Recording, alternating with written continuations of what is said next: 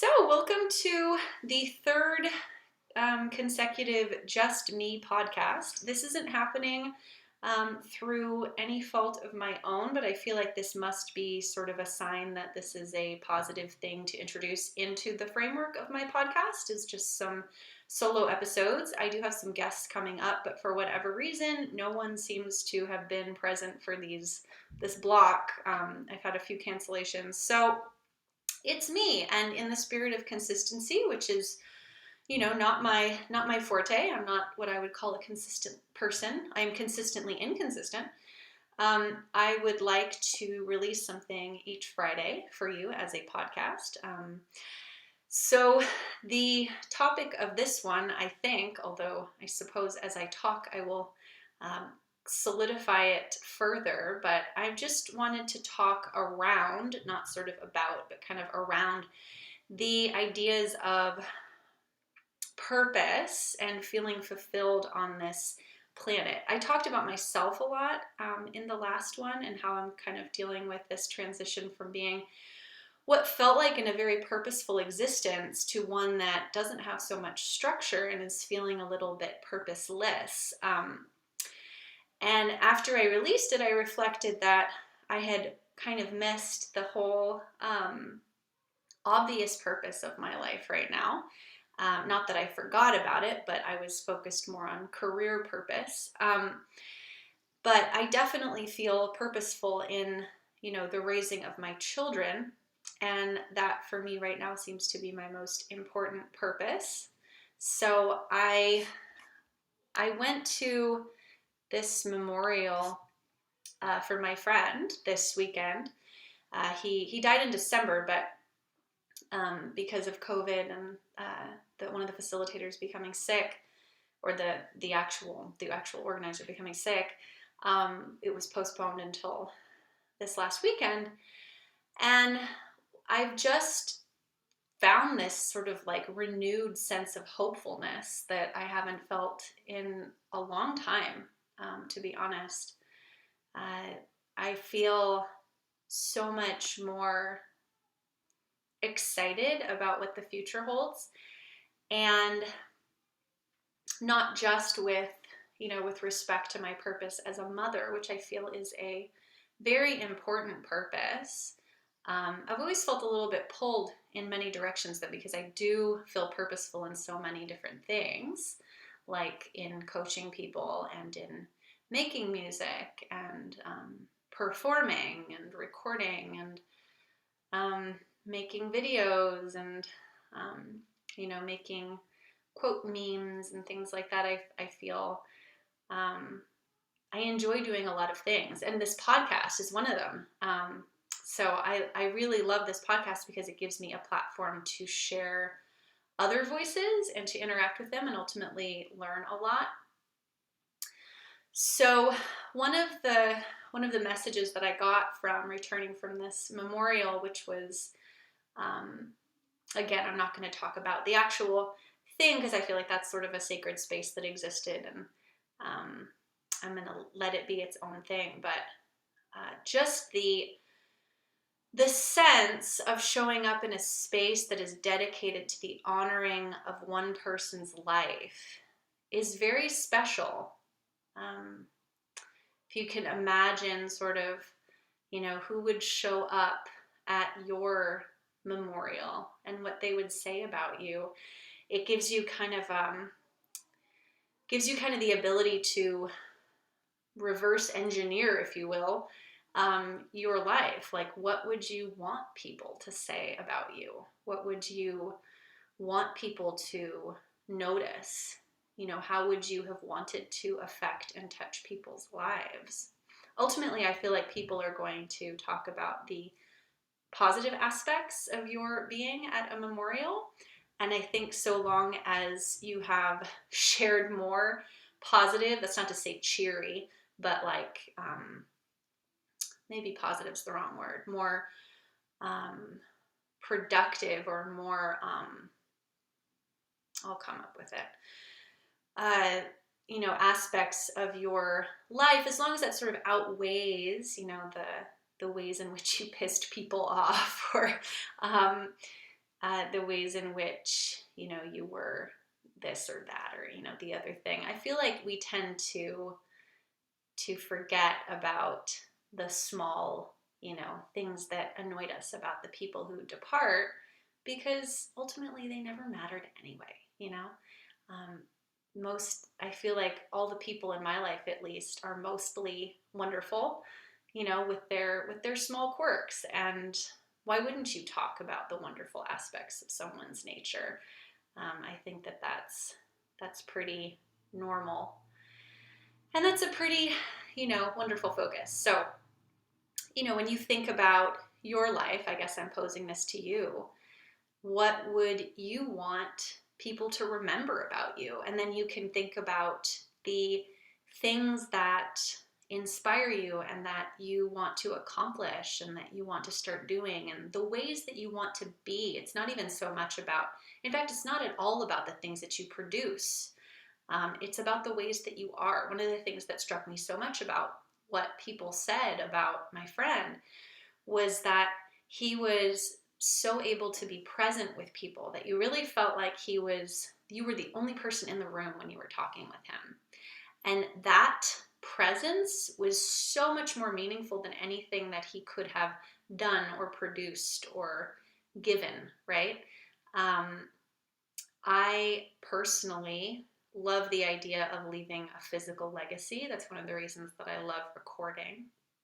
But it's definitely not necessarily the most lasting aspect of anyone's life, Who knows if in 1,000 years people will have access to all of the digital assets that we've left on this planet. I just don't know. But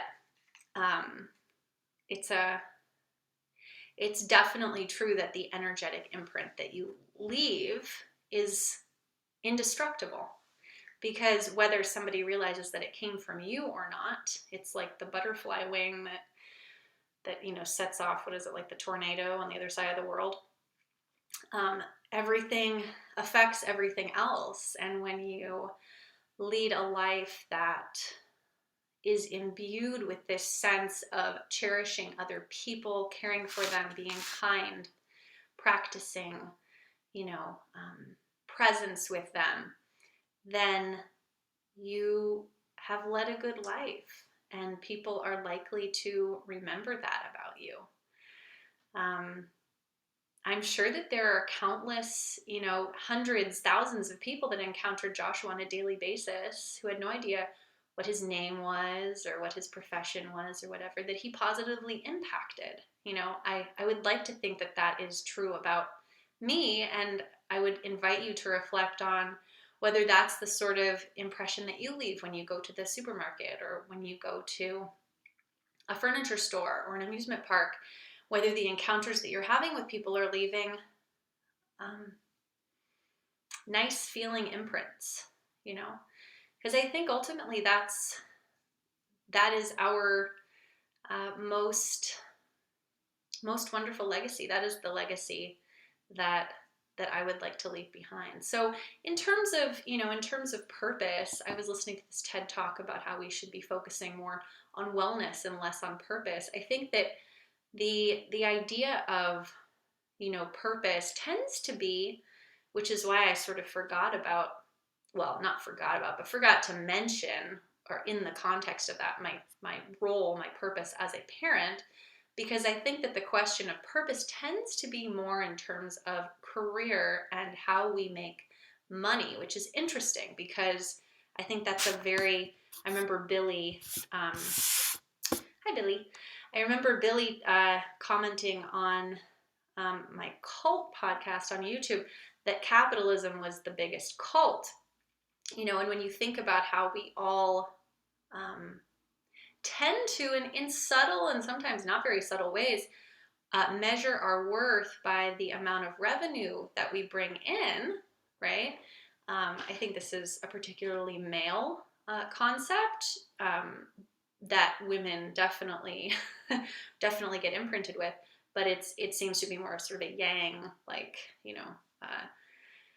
energetic imprint of finding worth in revenue, finding worth. And that's a very capitalistic concept, or capitalist concept, right? That's not pagan concept. That's not a naturalist concept, what if we measured our value by how many trees we didn't cut down, or, our ability to, the amount of oxygen that we bring into our lungs when we take a breath.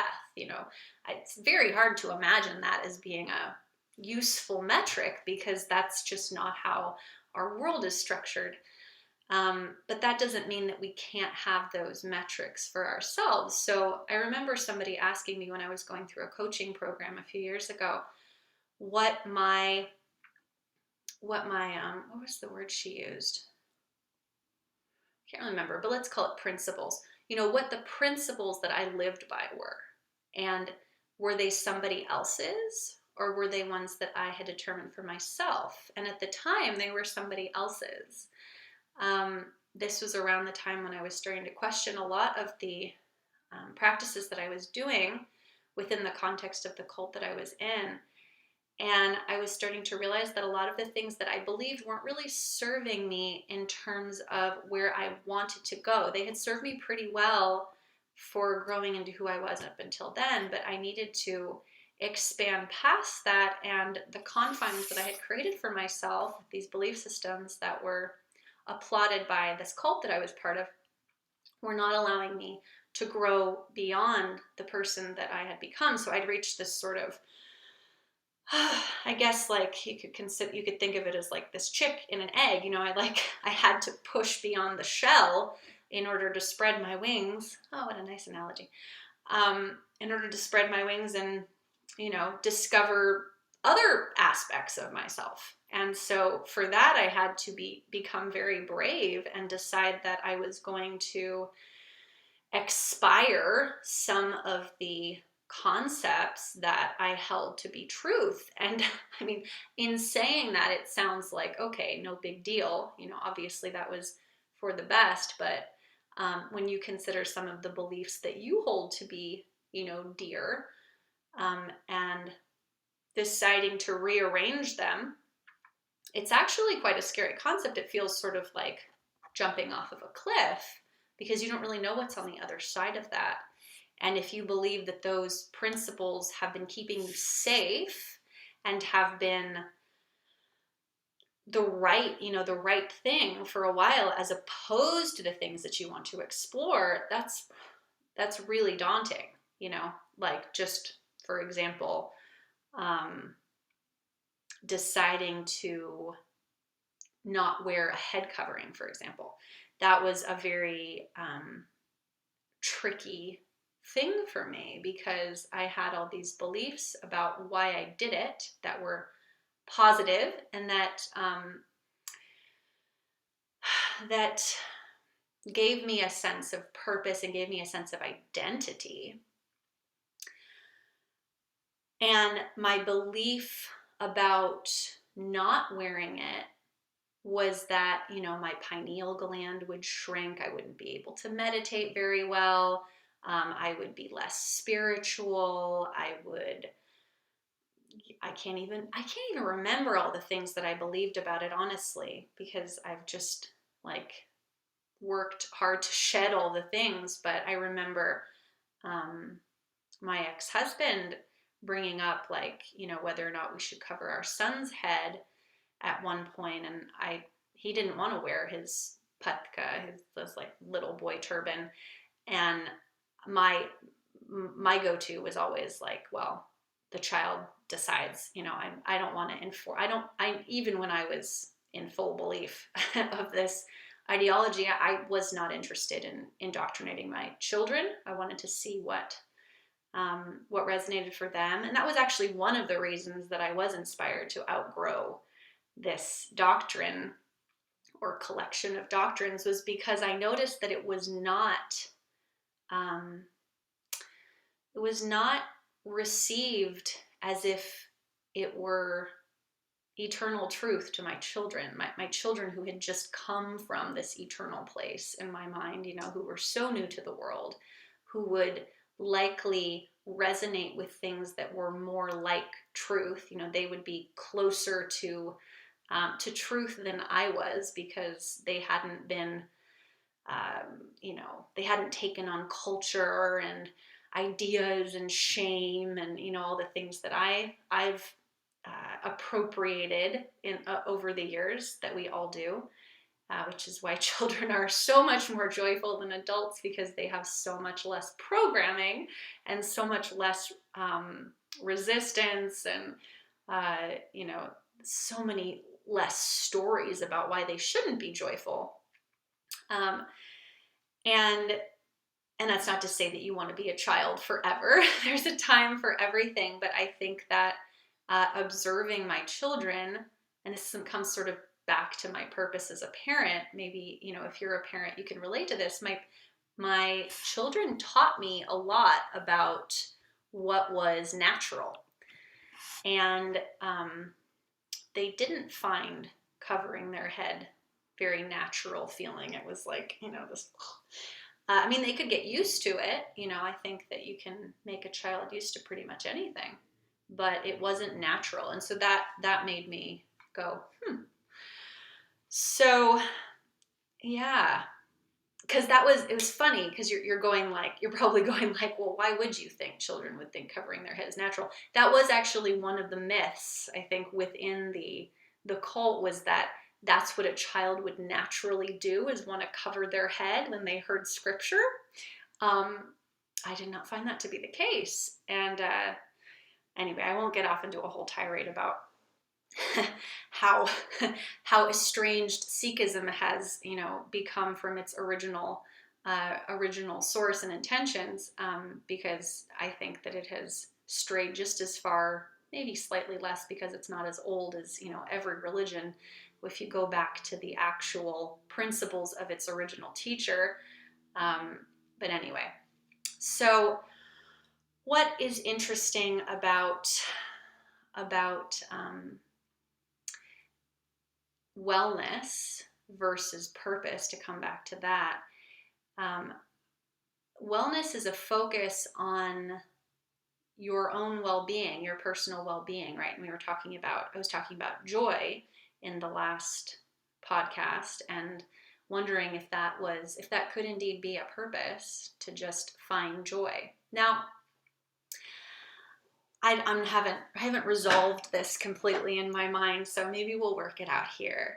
I do believe that joy is a component to purpose, because ultimately, if you're living your purpose, you're going to feel joyful when you are in purpose, right? Or on purpose. However, things that make me joyful are different than the things that make you joyful. And something might be joyful once, but not every time you do it, right? And sometimes you need to do things even though they're not joyful. Maybe they are challenging. And then when you get to the end of that challenge, there is enormous joy, right? So I definitely think that there is an element of understanding where your intention lies, what your accomplished goal would be. I guess, like, if you're thinking, okay, I'm not feeling so healthy in my body, and I know that I need to start eating this way, and I need to start this sort of exercise protocol or this sort of wellness program. Well, maybe the changing of your habits does not produce joy in the moments that you have to make those, what might seem like sacrifices, right? To put down the cake, or, get off of the couch to do your whatever you're doing, your weights or your sun salutations, or to go for your run or your walk or whatever it is that you're doing. So there's an element of feel like you have to actually feel some thread of purpose in order to get to joy. The whole ride is not necessarily going to be a hayride, but you have to trust yourself that if you wanted it, and if you were given that idea, that going towards it is the right way to go, right? So, I've been feeling that lately. I've had this chronic neck issue, and my chiropractor brought up, that I need to strengthen my back and my abdominals, which is totally strange to me, because at one point I had a very strong back and very strong abdominal muscles because I was doing so much yoga. I became sort of frozen with my yoga practice a couple of years ago, and have been a little bit afraid, which sounds really weird, but like a little bit afraid to start it again, because I think just afraid of what I would feel to do it again. And there's an element of like having been really good at it in the past and then having to like kind of go back to that. It's almost like having to go back to kindergarten or something. I mean, I'm not that out of shape, but it does still feel like that, you know, when you've gotten to a certain level and then you kind of like drop the ball and then you have to go back to it. It's kind of humbling, you know.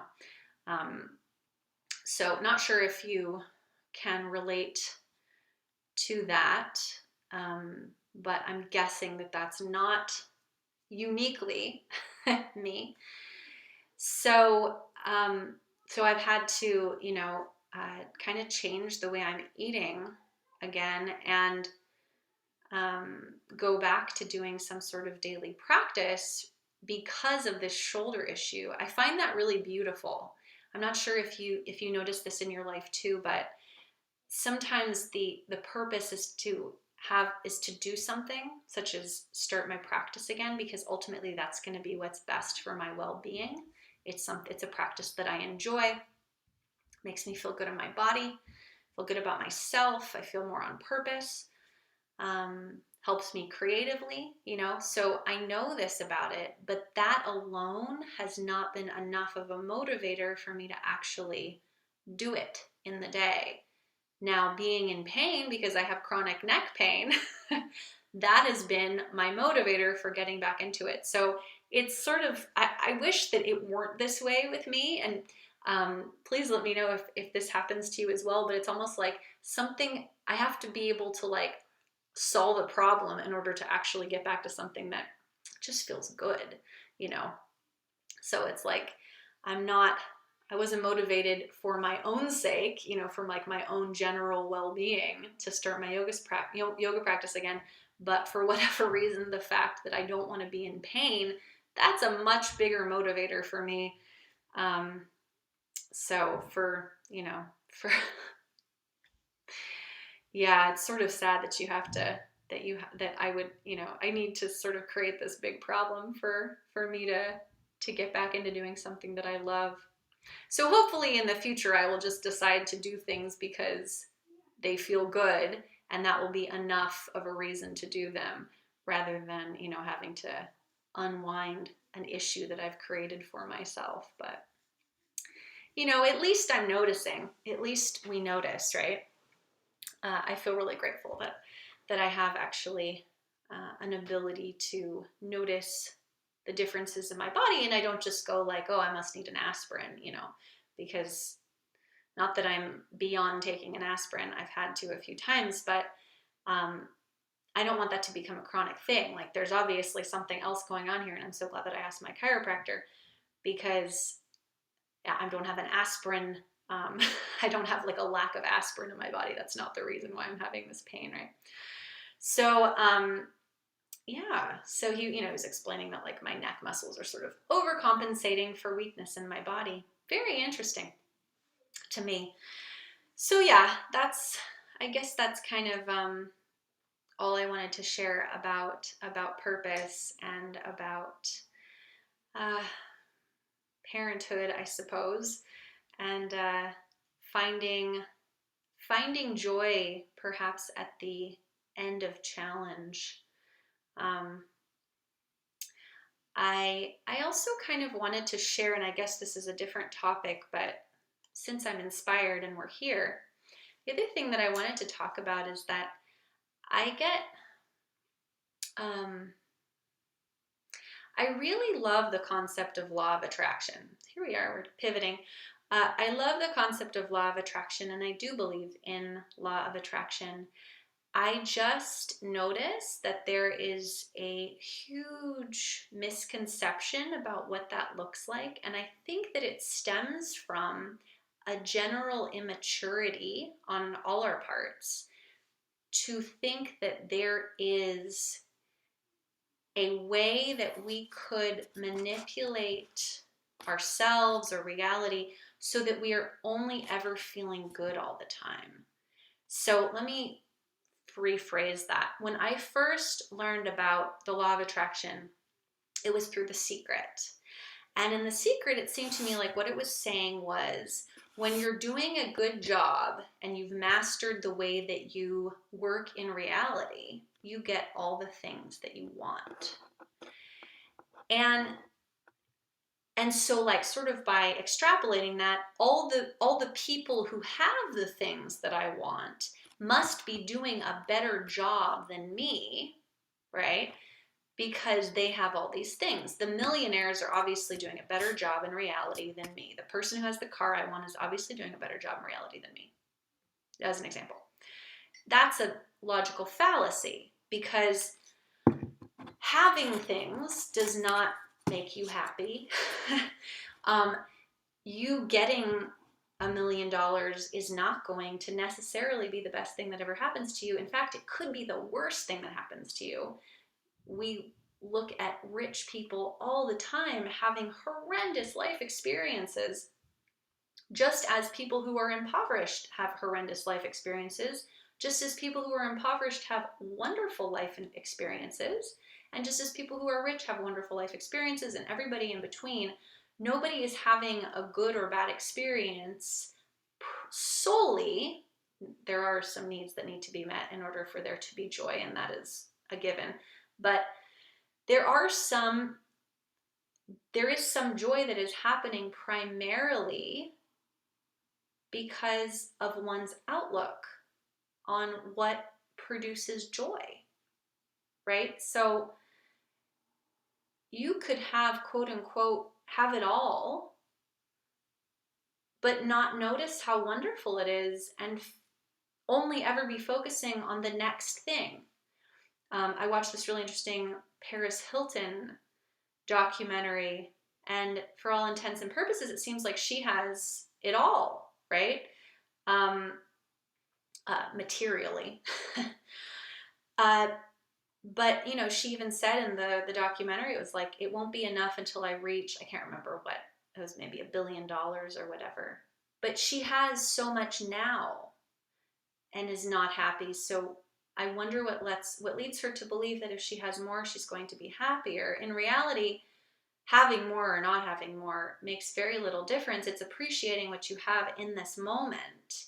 And that's another sticky point, because the idea of appreciating what you have was this sort of like rhetoric of you should appreciate what you have was placed in a very insidious way in our brains, I think, as a collective.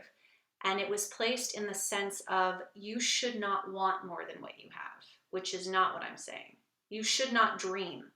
Be grateful for what you have. That's not what be grateful for what you have means. Being grateful for what you have means enjoying what you have, being present, being in the moment, coming back to, why my friend was so impactful on people. That was the key. He was present with them. He was grateful for their presence. They were grateful for his presence, right? That is like the greatest gift I think that we can give to ourselves and to anyone, is just being present in this moment, enjoying this cup of tea that I'm drinking, as opposed to going, man, I wish I had a better mug. This mug sucks. Like other people have gold mugs and this is just a ceramic one. Like that's such a silly way to be in this moment. Now, I could be in this moment and go, wow, this is a beautiful mug, and I love this painting. Wouldn't it be amazing to have a painting like this? It could be like the size of this wall. And so now I'm dreaming and appreciating my moment. I'm not thinking things would be so much better if I had this painting of birds on my wall. No, wouldn't it be amazing if I had, it's like being a child, it's like the possibility. Just being able to hold the space within you of possibility. That is such a beautiful gift to have that so many who have so much struggle to understand. It's a gift of possibility. It's not a lack of pleasure in what is. It's an appreciation for what is and a knowing that more is possible. It's a really subtle difference. So, and I bring this up because I think people get disenchanted with this idea of law of attraction, because what they hear is if I'm getting things that feel good to me, I'm doing it right. And if I get things that feel bad to me, I'm doing it wrong. And that is not at all the case. Because first off, you could get the exact same thing as me, and I could love it, and you could hate it. And so that's not we're not receiving a grade, like, I think that's another way in which our culture sort of affects our ability to understand this concept, is because we think of the universe or God as this authority figure, right? And when we think of authority figures, we think about being told that we are a good girl or a good boy, or, you are such a good student, or you're a bad student, or you get a punishment, you get a gold star, that's not how the universe works. The universe is completely amoral, has no opinion on the right way that you should live, has no opinion on whether you did well or you did badly, doesn't care if you're negative or positive. It really doesn't matter. All these experiences we come for. We come for this. This is what I believe anyway. We come for this smorgasbord of experiences, and we get to experience any and all of it, a little bit, some of it, not at all. It's our choice, right? It's our choice in a cosmic sense. It's not our choice in the sense that we know what's going to happen when we walk down that road, but we get to walk down that road and find out.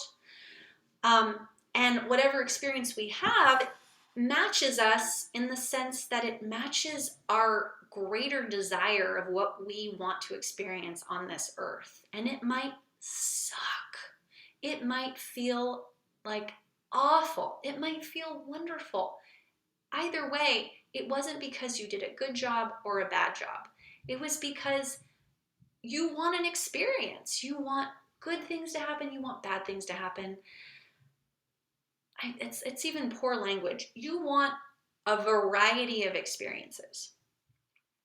None of it's really good or bad, but it will feel good or bad. So, I understand the desire to want to label things. But if you imagine yourself as this soul, this soul who can't experience pain, can't feel hot and cold, doesn't know what it's like to feel shame, doesn't know what it's like to kiss someone or be naked or, go to the bathroom.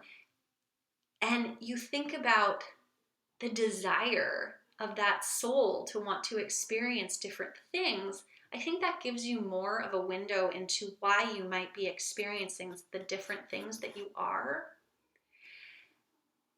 It's just about variety. It's about like going to the carnival and going on the ride that you love, and then going on another one and going, I didn't really love that one so much. And, tasting the funnel cake and going, well, that didn't really sit well with me, or I loved that. That was the best thing ever. Let's get another. It's all going to be different. And some of the experiences are going to stay with us a long time, and that's okay too, because they're going to teach you something new each time you revisit them, until you're ready to let them go or you're not. It's all right. All of it is all right. And I think that this law of attraction thing sort of turns into a competition of whose vibration is highest. That's how it seems to me when people talk about it. It's like, how much can you manifest? And can you get your ideal partner and your ideal house? And what did you manifest today? And, reality check, like, you manifested everything you have and you will for the rest of your life. Everything is a manifestation. So I get sort of tired of hearing people say, I manifested that. I'm like, yeah, I manifested this and this shirt and this computer and this podcast, that light, my headache. I manifested it all. So did you. Look at how amazing we are. I mean, really. This is our reality. And whether you're in a mansion or a shack, an apartment, or a hotel room, no experience is better than anyone else's, because no matter where you are, it could suck. You could be having a shitty day. And no matter where you are, you could be having the most wonderful day. It's not the things that we think that matter that really matter. So I guess that's my little spiel about law of attraction, and I'll maybe get back to it in a future podcast. Hopefully that made sense and gives you a little bit of relief in terms of, your vibration and whether you're doing quote unquote good enough. You're doing good enough. And if you're inspired to do something different, then that's going to be great too. I think it's important to grow. I think it's important to give ourselves a break. I think it's important to push ourselves. I think it's important to take a nap. And you can't always choose nap. You can't always choose pushing yourself. You can't always choose. Sometimes you're pushed into things. Sometimes there is somebody else's needs that need to be taken into consideration. I think that the conversation around New Age spirituality will necessarily evolve. It has to. It's like these concepts I feel like were sort of introduced by the East in the 60s. And people were very new and immature to them then, but we're kind of trying them on. And I think now we're kind of trying them on, growing a little bit more in our understanding. And, in 10 years, I think we'll all have much, much different outlooks on what this all means and how to navigate reality. But I have heard by many, many people in their wisdom of old age that if they could tell anything to their younger self, it would be to relax. Give yourself a break. You're doing okay. We're all doing okay. And if changes need to be made, then we can make them. We have that power. Even if it's just teeny, teeny, tiny and doesn't feel like it makes much of a difference. It will. It will. So, not sure who needed to hear that, but needed to get it out. So, anyway, I will be back next week. And I do have some guests coming up, so I can't wait to share those people's voices with y'all as well. This has not become the Solo Porter podcast, but just for whatever reason, this is what's going on now. So I'm just going with the flow and wishing you a wonderful weekend. All right. Bye.